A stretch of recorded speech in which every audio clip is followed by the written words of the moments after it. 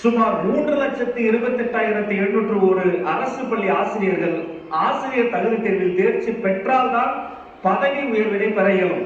மேலும் தேர்ச்சி பெறவில்லை எனில் பணியிழப்புக்கும் ஆளாக நேரிடும் என்ற நிலைக்கு தள்ளப்பட்டுள்ளனர்.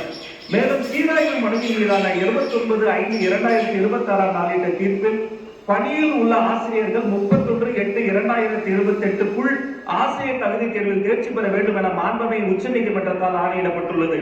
இந்நிலையில் 15 முதல் 20 ஆண்டுகள் வரை தடையின்றி பணியாற்றி ஓய்வு பெறும் வயதை நிரம்பிக் கொண்டிருக்கும் ஆசிரியர்களை தகுதி தேர்வு எழுத வற்புறுத்துவது அவர்களின் வாழ்வாதார உரிமையை பாதிக்கும் செயலாகும். எனவே இந்த சூழ்நிலையை கருத்தில் கொண்டு ஆசிரியர்களின் பணி பாதுகாப்பு, நீண்டகால சேவை, வாழ்வாதாரம் மற்றும் நலன் ஆகியவற்றை பாதுகாக்கும் நோக்கில் இம்மாமன்றத்தில் பின்வரும் தீர்மானம் முன்மொழியப்படுகின்றது. 1.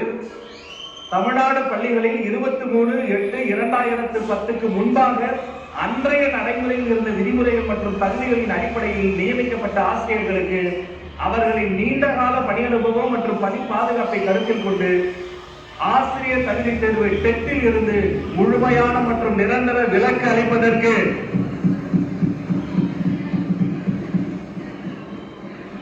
உரிய நடவடிக்கைகளை மேற்கொள்ளுமாறு ஒன்றிய அரசை பேரவை ஒருமனதாக வலியுறுத்துகிறது. 2. இதற்கேற்ப இலவச மற்றும் கட்டாய கல்வி உரிமை சட்டம் 2009 பிரிவு 23 உரிய சட்ட திருத்தம் மேற்கொண்டு 23/8/2010க்கு முன்பாக நியமிக்கப்பட்ட ஆசிரியர்களுக்கு ஆசிரியர் தகுதி தேர்வில் இருந்து விலக்களிக்கும் வகையில் தேவையான சட்டப்பூர்வ ஏற்பாடுகளை ஒன்றிய அரசு மேற்கொண்டு தேசிய ஆசிரியர் கல்விக் குழுமம் NCTE வழியாக இது தொடர்பான தெளிவான மற்றும் ஒருமித்த அதிகாரப்பூர்வ அறிவுறுத்தல் சுற்றறிக்கையை உடனடியாக வெளியிட வேண்டுமாறு ஒன்றிய அரசை பேரவை ஒருமனதாக வலியுறுத்துகிறது. 3. மேற்கண்ட நடவடிக்கைகள் மூலம் நீண்ட காலமாக பணியாற்றி வரக்கூடிய ஆசிரியர்களின் பணி பாதுகாப்பு மற்றும் பதவி உயர்வு உள்ளிட்ட உரிய பணிப்பலன்கள் எவ்வித தடையுமின்றி தொடர்ந்து கிடைப்பதை உறுதி செய்யுமாறு ஒன்றிய அரசை பேரவை ஒருமனதாக வலியுறுத்துகிறது.